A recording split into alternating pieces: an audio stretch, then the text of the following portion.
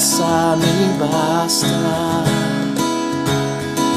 Nas madrugadas frias, na solidão da estrada, tua graça me basta.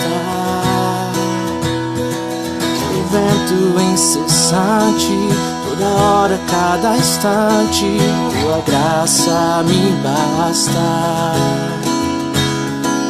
Na imensidão do mundo, no abismo mais profundo, tua graça me basta. Aperfeiçoa-me, molda meu coração. Ouça o som que flui da minha adoração. Suba perante ti este sincero amor, seja a expressão de todo meu louvor.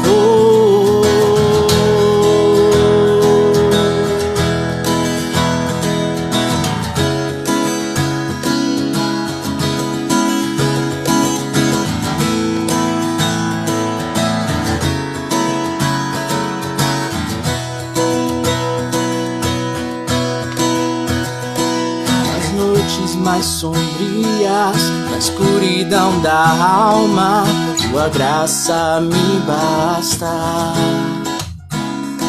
Nas madrugadas frias, na solidão da estrada, tua graça me basta. O vento incessante, toda hora, cada instante, tua graça me basta. Na imensidão do mundo, no abismo mais profundo, tua graça me basta. Aperfeiçoa-me, molda meu coração. Ouça o som que flui da minha adoração. Suba perante ti este sincero amor, seja a expressão de todo meu louvor. Aperfeiçoa-me, molda meu coração. Ouça o som que flui da minha adoração. Suba perante ti este sincero amor, seja a expressão de todo meu louvor.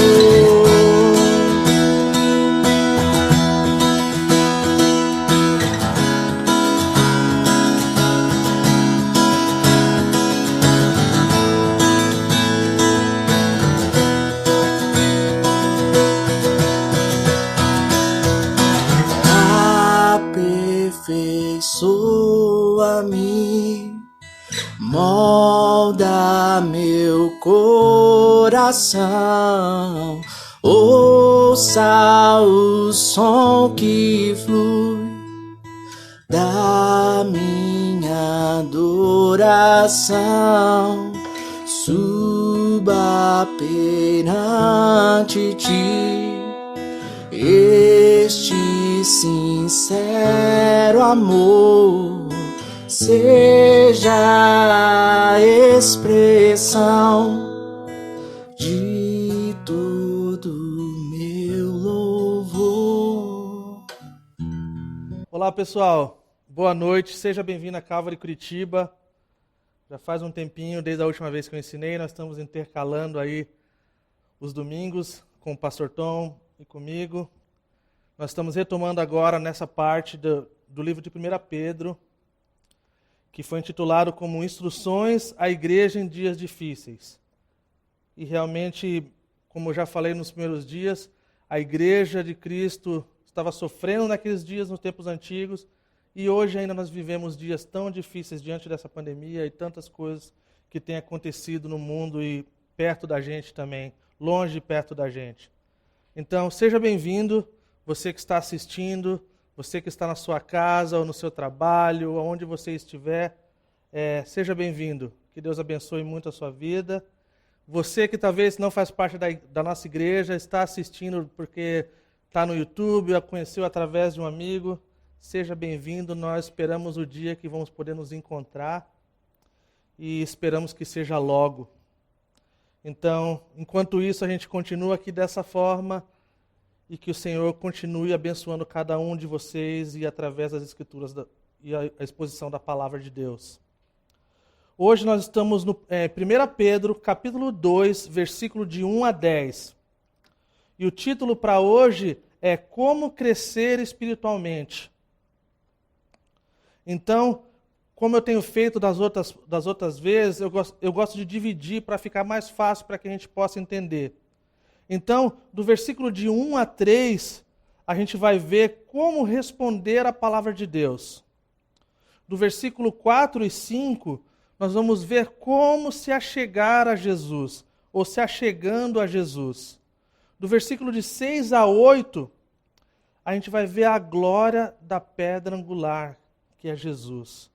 Em versículo 9 e 10, nós vamos ver sobre os privilégios dados ao povo de Deus. Então, nós temos essas 4 partes. Algumas eu vou gastar mais tempo, outras eu vou gastar menos tempo, devido ao tempo que a gente não quer se estender muito. Mas abra a palavra comigo. Vamos ler 1 Pedro, capítulo 2, versículo de 1 a 10. Que diz assim: Portanto, livrem-se de toda maldade e de todo engano, hipocrisia, inveja e toda espécie de maledicência. Como crianças recém-nascidas, desejem de coração o leite espiritual puro, para que por meio dele cresçam para a salvação, agora que provaram que o Senhor é bom. À medida que se aproximam dele, a pedra viva, rejeitada pelos homens, mas escolhida por Deus e preciosa para ele, vocês também estão sendo utilizados como pedras vivas na edificação de uma casa espiritual, para serem sacerdócio santo, oferecendo sacrifícios espirituais aceitáveis a Deus por meio de Jesus Cristo. Pois assim é dito nas Escrituras: eis que ponho em Sião uma pedra angular, escolhida e preciosa, e aquele que nela confia jamais será envergonhado. Portanto, para vocês os que creem, esta pedra é preciosa, mas para os que não creem, a pedra que os construtores rejeitaram tornou-se a pedra angular, e pedra de tropeço, e rocha que faz cair. Os que não creem tropeçam, porque desobedecem à mensagem, para que também foram destinados. Vocês, porém, são geração eleita, sacerdócio real, nação santa, povo exclusivo de Deus, para anunciar as grandezas daquele que os chamou das trevas para a sua maravilhosa luz. Antes, vocês nem sequer eram povo, mas agora são povo de Deus. Não haviam recebido misericórdia, mas agora a receberam. Vamos orar. Senhor Jesus, nós te agradecemos, Senhor, pela tua santa palavra, Senhor. E pedimos, Senhor, para que o Senhor ministre aos nossos corações, Senhor. Dá-nos ouvidos para ouvir, Senhor, e faz com que os nossos corações estejam abertos para receber a tua palavra, Senhor. E glorifica o teu nome, Jesus Cristo. Para a glória do teu nome, Senhor. Amém. Então nós começamos então a exposição de hoje à noite, que começa assim: portanto, livrem-se. E aí ele segue com a lista. Nós já falamos isso antes, portanto, é uma palavra muito importante quando nós estudamos a palavra de Deus de forma indutiva, de forma que nós olhamos cada ponto, cada versículo. Está apontando, portanto, diante das coisas que foram faladas anteriormente, e se você não lembra, os últimos versículos do primeiro capítulo, está falando que a relva murcha e a flor cai, mas a palavra de Deus permanece para sempre. Então, diante dessa palavra que permanece para sempre, livrem-se. E aí, a gente vê a importância de alguns termos ao nós observarmos a palavra de Deus. Então, nós vamos ver aqui nas nossas observações que o crescimento espiritual ele vem por meio de um rompimento de práticas pecaminosas que faziam parte da nossa vida antigamente, quando nós vivíamos de acordo com as nossas paixões. Nós vamos ver que há uma lista de pecados, ou um catálogo de vícios, podemos assim dizer. Então, fala que uma das observações muito importantes diante dessa lista de pecado que a gente vai olhar, que a gente bem conhece, é uma coisa que nós devemos prestar atenção. Quando ele fala, ele dá a lista, ele não fala, pois livrem-se da maldade, do engano e da maledicência. Ele fala toda. Não está dizendo de algumas, não está dizendo tem um certo número de coisas que a gente precisa deixar ou não, está falando de tudo e toda. Isso nos mostra a abrangência e que não permite exceções no que é errado e é pecado. Então, nós vamos observar que na palavra livrem-se, a tradução que nós obtemos, né, de se livrar e se despir, está falando de deixar de lado e dá uma ideia de se despir de uma roupa suja e contaminada. E mais uma vez você vai me ouvir repetir de coisas que não condiz com a nossa vida. Quando nós dizemos que nós somos cristãos, a nossa vida tem que condizer com isso. E essas práticas não fazem parte, não deveriam fazer parte daquele que se chama cristão. Então vamos lá. Quais são esses tipos de pecado que nós temos que nos livrar? E aí ele começa com a maldade. Essa palavra, no original, ela dá uma ideia assim de algo que abrange toda a iniquidade do mundo pagão.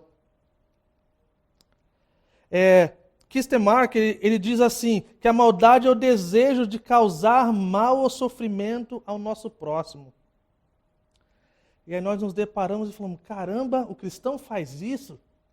Mas na igreja o cristão não faz isso. Na Calvary de Curitiba o pessoal não faz isso. Faz sim. Faz sim quando nós deixamos de ser alimentado de tudo que Deus deseja para a gente. Quando nós tiramos nossos olhos das coisas de Deus e do próprio Deus e nós deixamos ser dominados pelos nossos desejos carnais. E ele segue adiante, que ele fala do engano. E essa lista só vai piorando, gente. Não é necessariamente em ordem, mas parece que há um certo nível de coisas que tem um poder pior ou faz mal de forma pior, mas todas essas coisas fazem muito mal. O engano, ele é traiçoeiro.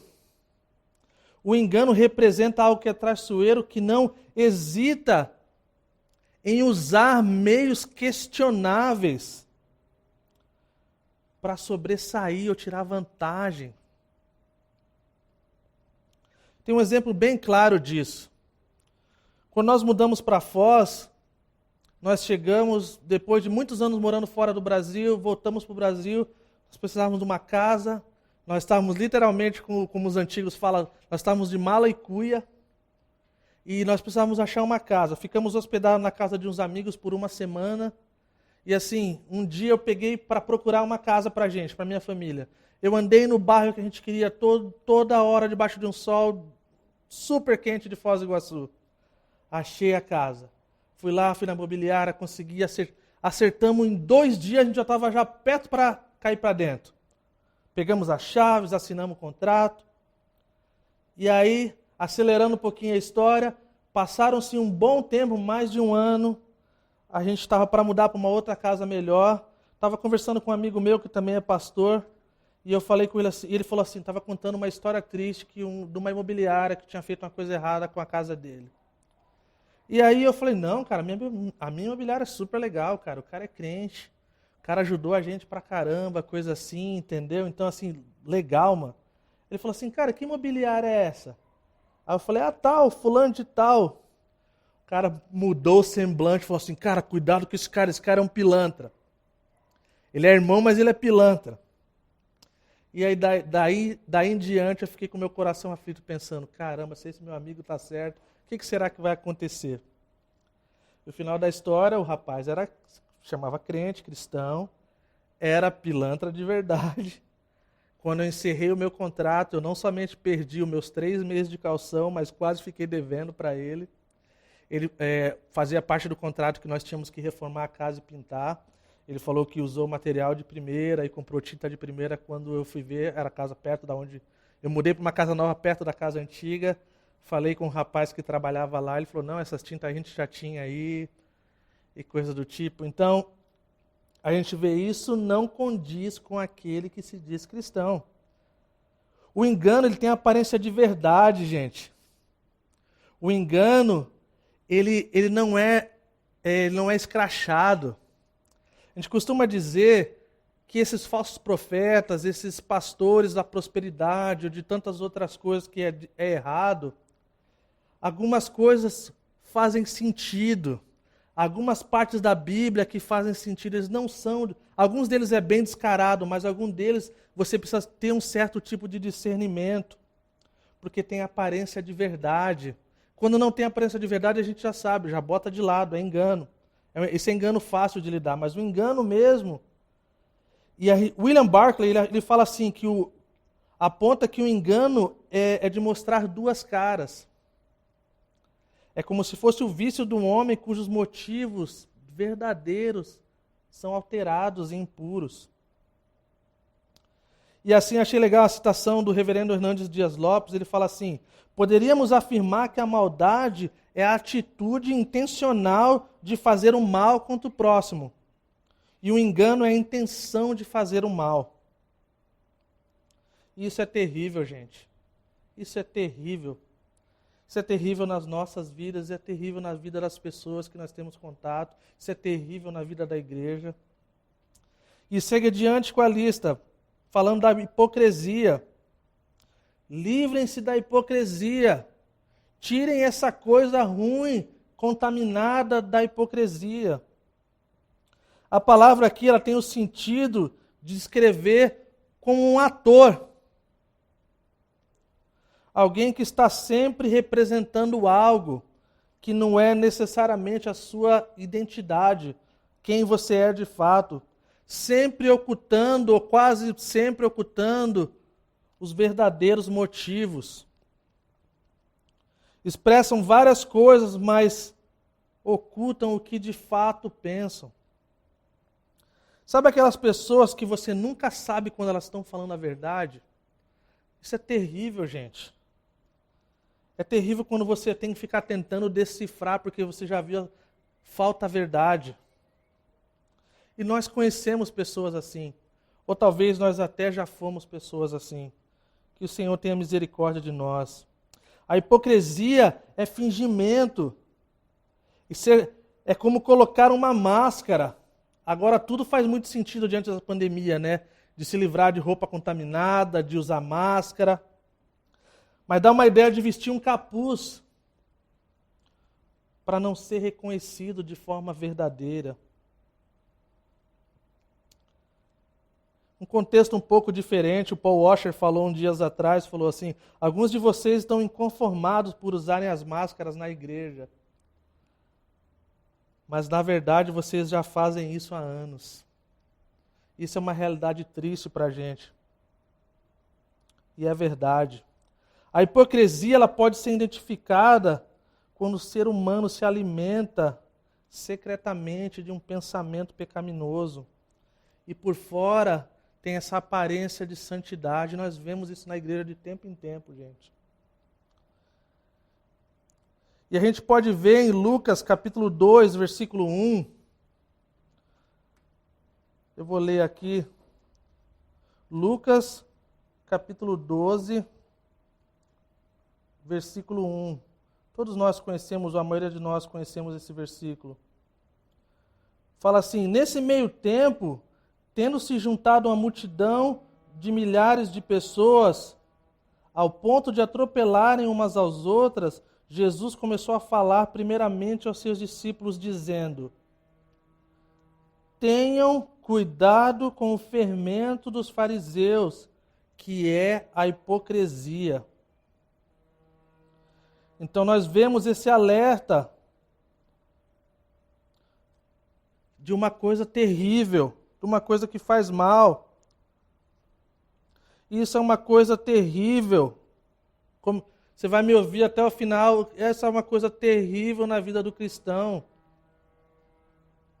E eu oro para que Deus remova essas coisas do nosso meio. Eu oro para que Deus remova essas coisas de cada um de nós e do corpo de Cristo.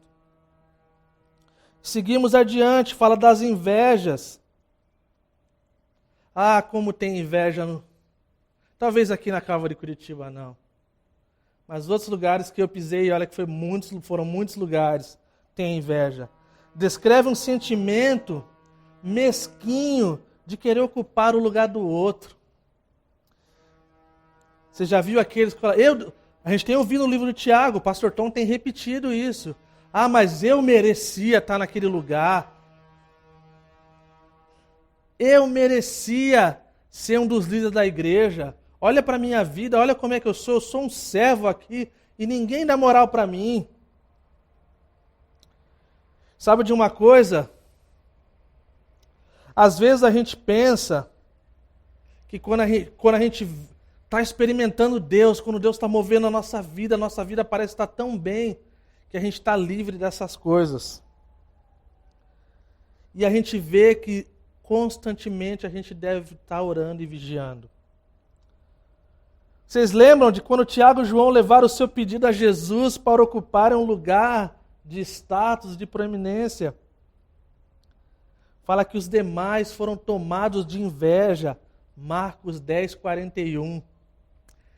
Esses versículos são os versículos anteriores ao versículo-chave de Marcos 10, 45, que fala que o Filho do Homem ele não veio para ser servido, ele veio para servir e dar a sua vida em resgate de muitos. Nós temos essa tendência, pessoal, isso eu quero chamar a nossa atenção. Nós temos a tendência de achar que essas coisas não acontecem comigo. Essas coisas podem acontecer com fulano, com Beltrano, mas comigo não. Eu sou um cara de Deus, eu oro, eu jejuo, eu sirvo na igreja. E eu queria dizer isso para você, que não caia nessa. Essa é uma dificuldade que nós temos na Calvary no geral, porque nós somos tão dedicados à palavra de Deus e ao ensino sistemático da palavra de Deus, de achar que nós estamos vivendo as verdades simplesmente pelo fato de a gente estar sendo ensinado a palavra. E olha aqui, os discípulos eles viram a glória de Deus como nenhum outro povo viu por 3 anos e poucos. Eles viram as coisas mais malucas de milagres e coisa. E isso não foi o suficiente para livrar eles da inveja. Isso não foi. Até mesmo na última ceia, o que aconteceu na última ceia? Os discípulos disputavam o lugar de honra. Lucas 22, versículo 24. Enquanto o ego permanecer ativo no coração do ser humano, haverá inveja. E aí agora nós chegamos na maledicência. lembrem-se, livrem-se de todas essas coisas. A maledicência, na verdade, só é um nome um pouquinho mais diferente. Mas significa falar mal. Quase sempre tem a raiz, o fruto da inveja instalada no coração. E normalmente quando a vítima, a pessoa não está próxima. Então, nada mais é do que fofoca. Nada mais é do que coisas maldosas. Que não é necessariamente falando de palavras torpes, o qual é errado também, mas vai além disso. É bem comum, pessoal, que as pessoas fazem com maestria, vamos assim dizer, se assim podemos dizer, né? São pessoas que são valentes em todos os outros contextos, longe da pessoa qual está sendo falada. E mais uma vez, o pastor Tom está ensinando no livro de Tiago, direto sobre essas coisas. São pessoas que são super valentes no WhatsApp, no e-mail, nas redes sociais. Mas muitas vezes são umas pessoas que são covardes, porque não são capazes de falar no frente a frente. Por que é mais fácil escrever?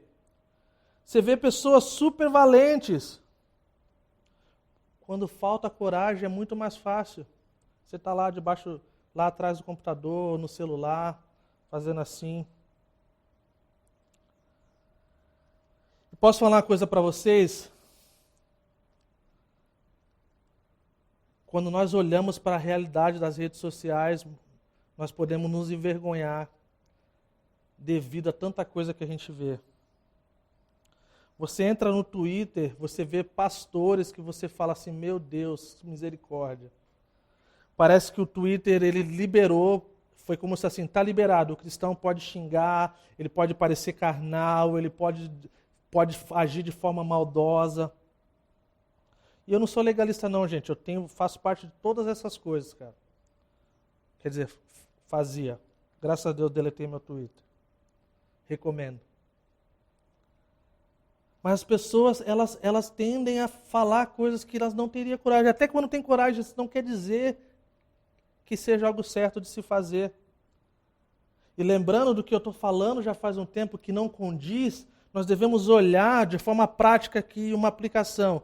As coisas que eu tenho feito diante dessa lista, o que será que eu tenho feito que não representa Cristo? Será que quando as pessoas olham para as coisas que eu tenho feito, falado e escrito ou postado, condiz com a realidade?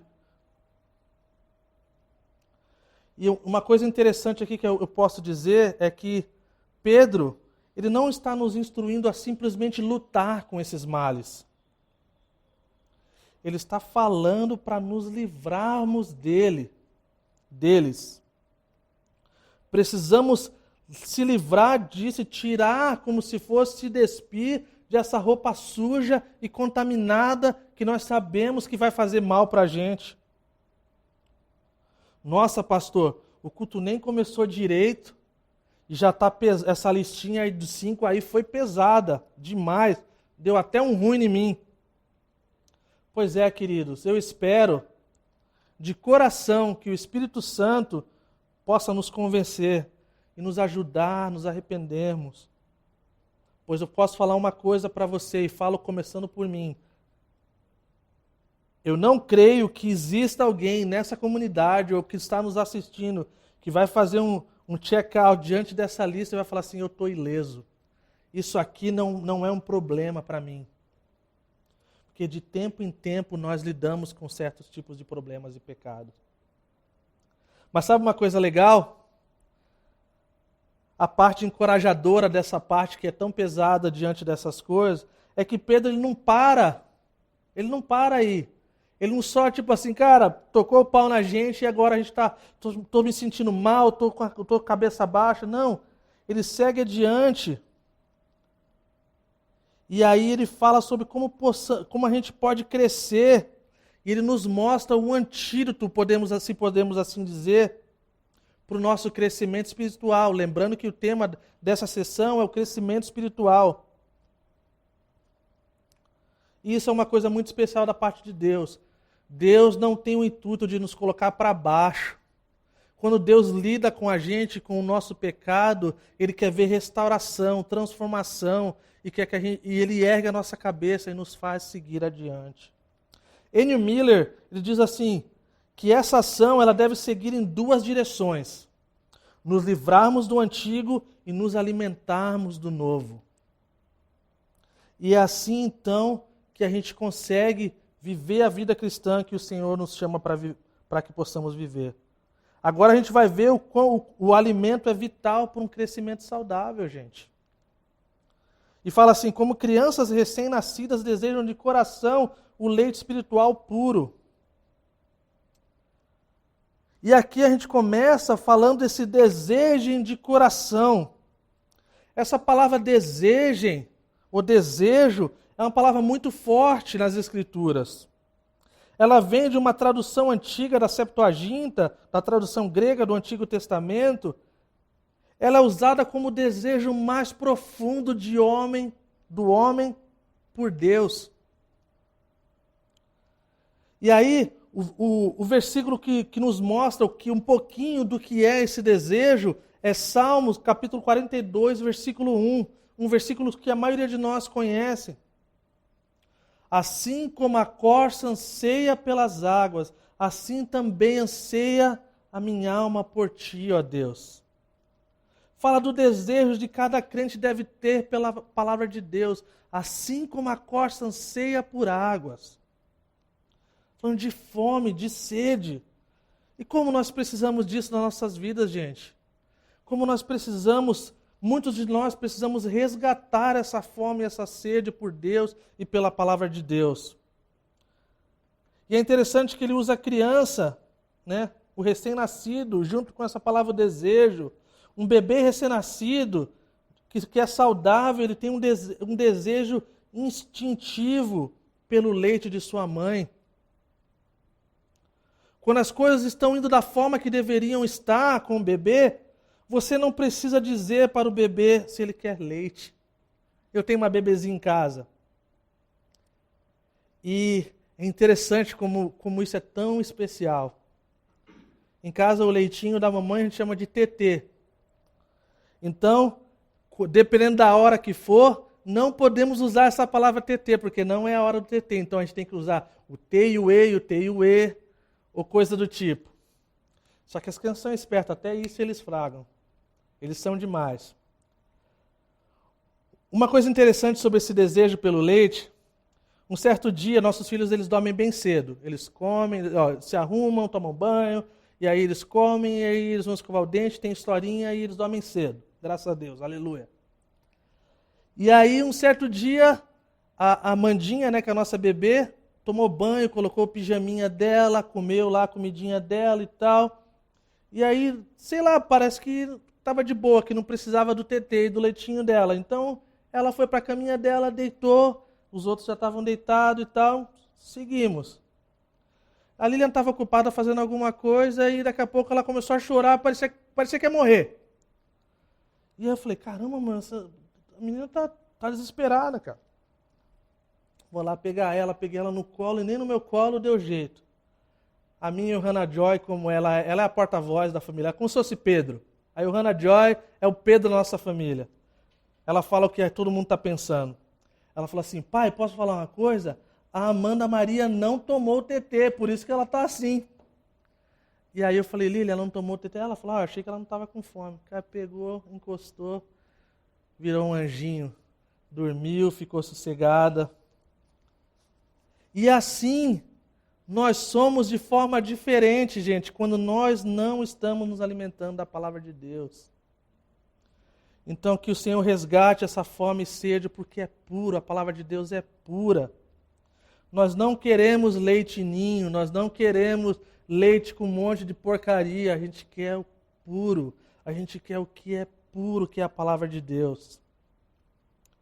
Olha que forte a citação do Meyer aqui, ele fala uma coisa bem interessante.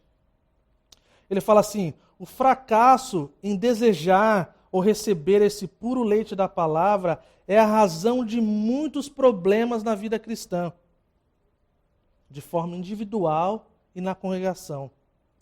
A condição doentia de tantos cristãos apresenta uma queixa lamentável da comida com a qual eles estão sendo supridos. Eles não conseguem nem tomar leite, portanto a igreja de Deus se parece muito com as enfermarias de um hospital infantil. Olha que palavras duras, né? Quando se trata de falar da questão de estar doente. Mas é isso. Quando nós nos alimentamos só de porcaria, nós podemos ter a convicção e a certeza de que nós não estaremos bem. Mais uma vez eu uso agora o exemplo da minha filha, Hannah Joy. Uma vez ela estava muito brava comigo porque eu não deixei ela fazer tal coisa. Ou na verdade comer tal coisa. Ela gosta de comer. E aí eu saí com ela, vamos caminhar, vamos conversar. Estava emburrada, não queria falar nada.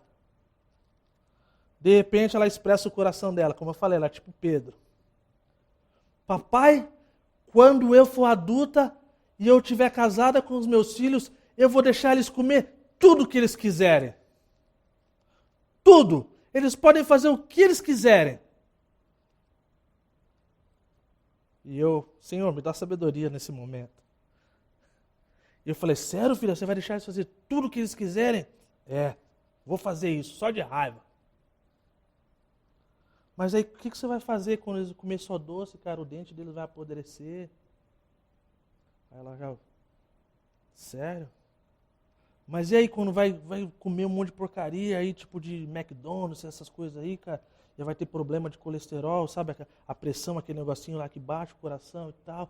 Cara, vai ter que tomar um monte de remédio, ou talvez não vai nem durar muito tempo. Acho que eu mudei de ideia, papai.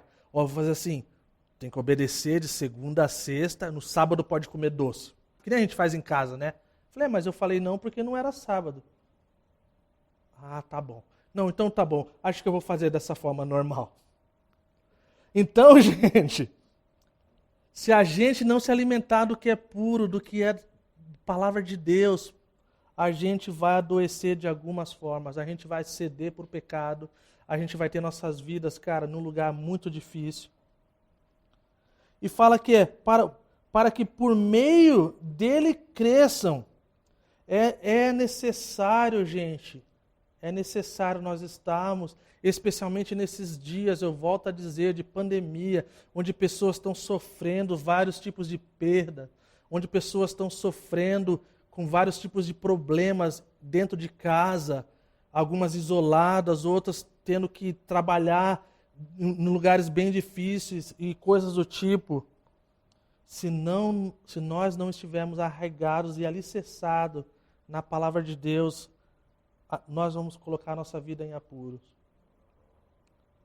E é interessante que nós temos isso aqui, é meio que um paradoxo, né? Mas não é, que em 1 Coríntios 3, versículo 1 e 2, né, fala que o cristão não deveria estar mais do que no leite, né? Tinha que estar comendo coisa sólida.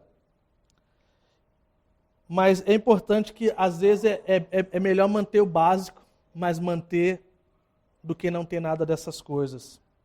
O cristão nunca deve se cansar das simples verdades do Evangelho, simplesmente apresentada. Se estivermos bebendo e comendo de qualquer outra coisa fora de Jesus, gente, não veremos um crescimento espiritual, e nós não somente experimentaremos uma estagnação, nós vamos experimentar um declínio.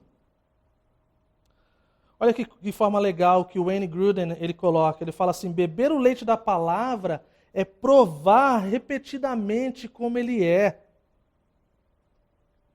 Pois ao ouvir as palavras do Senhor, os crentes experimentam a alegria da comunhão pessoal com o próprio Senhor. E eu quero ter essa citação aqui, por se você não lembrar de muita coisa que eu falei, lembre dessa citação, porque eu acho que ela é incrível. Ela é até um pouco grande, mas eu vou tomar esse tempo. Do reverendo Hernandes Dias Lopes, fala assim, A palavra de Deus é pura. Não há crescimento espiritual onde a palavra de Deus é sonegada ao povo. Não há saúde espiritual onde a sã doutrina não está no cardápio diário do povo. Alimentar o povo com palha das falsas doutrinas, em vez de nutri-lo com o trigo da verdade, é como dar leite contaminado a um recém-nascido. Mata mais rápido do que a fome. A palavra de Deus tem vida e dá a vida e sustenta a vida. É preciso ansiar pela palavra de Deus como recém-nascido e faminto. E aí ele termina essa parte falando: agora que provaram que o Senhor é bom. Algumas versões falam assim, se vocês provaram. Em outras palavras, se você já provou que o Senhor é bom, você sabe quão bom Ele é. Se você já comeu uma comida que você gosta muito, você não precisa falar assim, posso provar desse suco? Você já sabe o gosto desse suco. E aí nós vamos para a próxima sessão, que é se achegando a Jesus, versículo 4 e 5, que fala assim, à medida que se aproximam dele, a pedra viva, rejeitada pelos homens, mas escolhida por Deus e preciosa para ele, vocês também estão sendo utilizados como pedras vivas na edificação de uma casa espiritual, para serem sacerdócio santo, oferecendo sacrifícios espirituais aceitáveis a Deus por meio de Jesus Cristo. Então, aqui Pedro nos mostra que o Senhor está edificando uma casa espiritual. Os judeus tinham um templo. Nós cristãos, nós somos uma casa espiritual. O Senhor está edificando uma casa espiritual. Nós mesmos somos esse templo. Jesus é chamado pela primeira vez de pedra viva. E nós podemos ver como uma pedra sozinha não tem como edificar nada de forma coletiva. Ele nos chama então de pedras vivas. É uma união com Ele, que eles vivem e respondem ao fim da sua regeneração.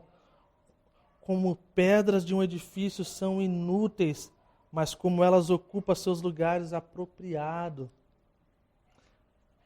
É um edifício e descansam no alicerce.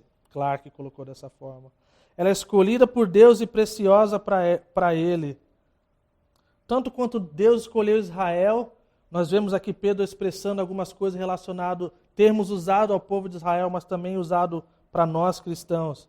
Assim como Israel foi escolhido, nós também somos escolhidos.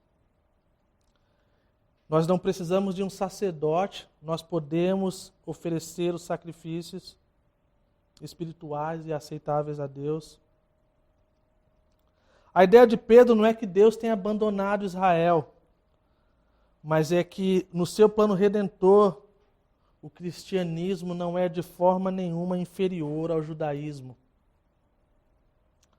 Nós lembramos, quando nós falamos de sacrifícios espirituais, nós lembramos de Romanos capítulo 12, versículo 1, que fala assim: irmãos, rogo-lhes pelas misericórdias de Deus, que se ofereçam um sacrifício vivo, santo e agradável a Deus, que é o culto racional de vocês.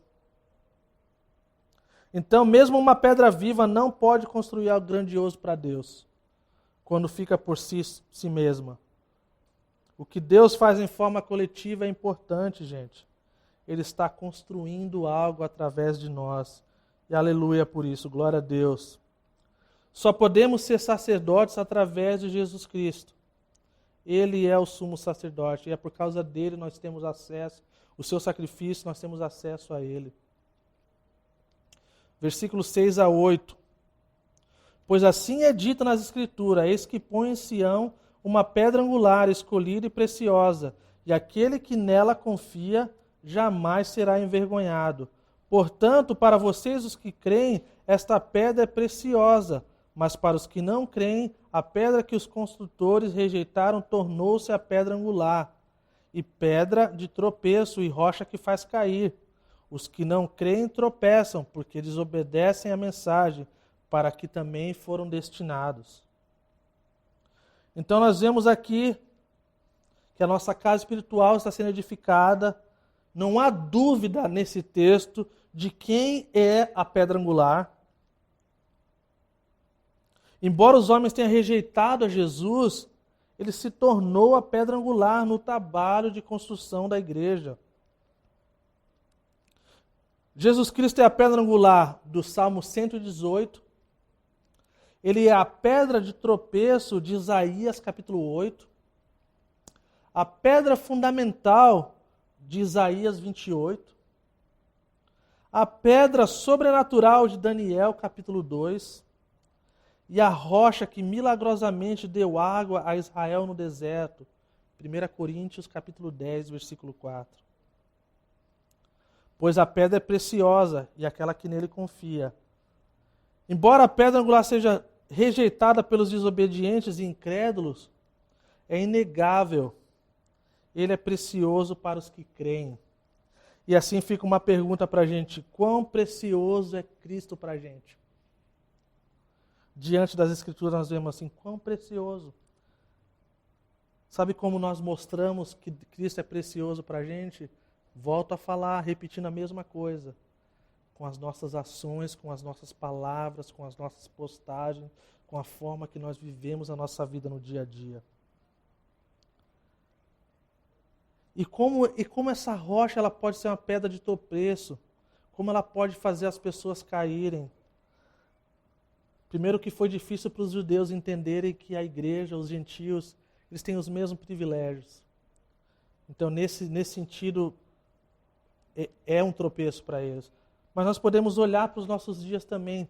Tem pessoas obstinadas e querendo viver da forma que eles acham que é certo. E quando eles se deparam com a verdade de Jesus Cristo, eles tropeçam. O David Guzik, ele coloca assim: Jesus estabeleceu o caminho para que os judeus e gentios se unissem em uma casa gloriosa para Deus.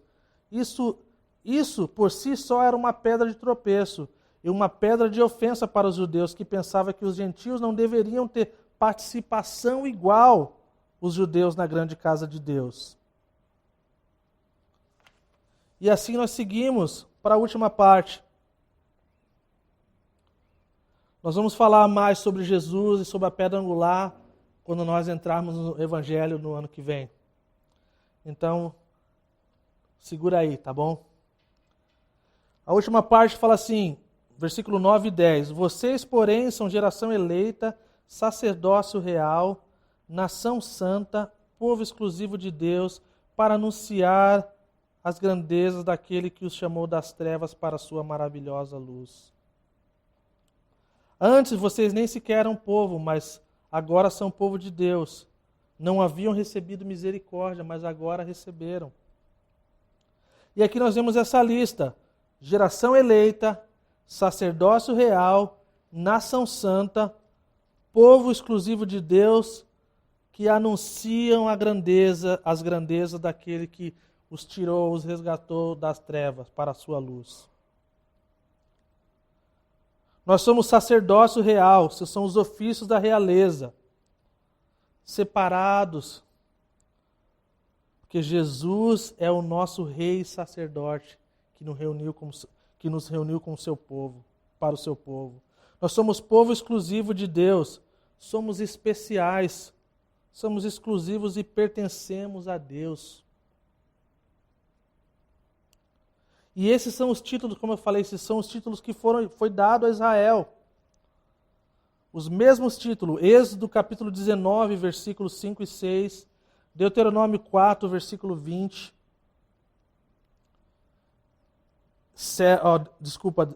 de novo, Deuteronômio 4, versículo 20 e capítulo 7, versículo 6. Isaías 43, versículo 20 e 21. Agora em Jesus pertencemos a Deus como seu próprio povo especial. Morgan disse assim: a descrição da igreja é sistemática e exaustiva. É uma corrida e isso sugere seu princípio de vida. É um sacerdócio e, portanto, tem direito a acesso a Deus. É uma nação e também está sob o seu governo. É uma possessão, pertence, é exclusiva e assim realmente é habitada por ele. Antes vocês nem eram povo, agora são. Não tinham recebido misericórdia, mas agora receberam. E nós chegamos ao nosso fim, concluindo. Eu vou gastar os últimos minutos aqui que fala, para proclamar os louvores daquele que os chamou das trevas para a sua maravilhosa luz. Esse é o coração da igreja de Jesus Cristo. O objetivo desses altos privilégios não é para que possamos nos orgulhar ou guardar para nós mesmos. Não, é para que possamos proclamar daquele que fez grandes coisas e continua fazendo. Eu já disse no começo, na introdução, que através das Escrituras nós vemos que Deus e Jesus Cristo, eles são adorados e exaltados por tudo que Ele é e por tudo que Ele fez e faz através da história. E Ele nos resgatou das trevas para a sua maravilhosa luz. E isso já é glorioso em si mesmo. Isso deveria fazer com que a gente tivesse essa urgência de proclamar essa maravilhosa luz e graça que nós recebemos de Jesus. E essa graça e luz está disponível para você hoje. Se você ainda não conhece da graça e de Jesus Cristo, há esperança para você. Ele pode tirar você desse lugar de trevas, de escuridão e de uma vida de pecado e te trazer para um lugar de luz, de graça, de amor, de grande compaixão e ter a sua vida transformada. Mas para nós, como igreja, nós nos deparamos com essa vida no dia a dia, do 24 horas, nos 7 dias na semana, vivendo para a glória de Jesus Cristo. E eu amo citações, eu já falei isso para vocês. Eu amo citações. Eu acho incrível que pessoas conseguem capturar coisas, pensamentos e ideias e coisas incríveis em algumas palavras ou algumas frases, alguns trechos. E eu queria compartilhar essa. Michael Gorin disse assim: uma igreja missional é um povo que tem aprendido a viver distintamente. Isso é, viver de maneira atrativa no coração do Evangelho, pelo amor do mundo. Então, missional fala de pessoas preenchidas pelo Evangelho, cheias do Evangelho, que vivem a história bíblica, que vivem de certa maneira que são atrativas e distintas, diferentes, tornando conhecida as boas novas com suas ações, com suas palavras e com suas vidas. E eu termino com esse aqui, do James Smith. Quando nós respondemos ao chamado para adorar e encontrar nosso Deus no santuário, nós não estamos nos retirando do mundo. Na verdade, Deus está nos convidando a participar da verdadeira história de todo o mundo, para que possamos carregar isso nos nossos ossos. Quando somos enviados de volta para o mundo, para levar e carregar a imagem de Deus pelo nosso trabalho, nas coisas que somos chamados a fazer, seja como encanadores, seja como pais, seja como engenheiro ou artistas, nossas vidas profissionais, nossas vidas vocacionais, o chamado de nossas vidas são a arena onde nós vivemos como embaixadores do reino vindouro. Então, em tudo que nós fazemos, nós devemos viver para a glória de Jesus Cristo. E que o Senhor nos abençoe, que o Senhor tenha misericórdia de nós, que o Senhor nos ajude a viver como as pessoas que se livraram de toda aquela lista de pecado, que estão diante do Senhor, diante daquelas coisas. São aqueles que estão se alimentando do leite puro da palavra de Deus. São aqueles que estão sendo edificados, são pedras vivas, que confiam e vivem diante da pedra angular que é Jesus. E são aqueles que vivem como sacerdócio, como nação santa, como povo exclusivo. E que proclamam as boas novas de Jesus Cristo, que proclamam os louvores daquele que nos chamou das trevas para a sua luz. Então, que o Senhor nos abençoe. Tenha uma ótima semana no Senhor. Que Deus abençoe cada um de vocês. E que essa semana que está vindo, que a gente possa estar mais próximo de Jesus Cristo, que a gente possa estar mais faminto e sedento por sua palavra. Deus te abençoe.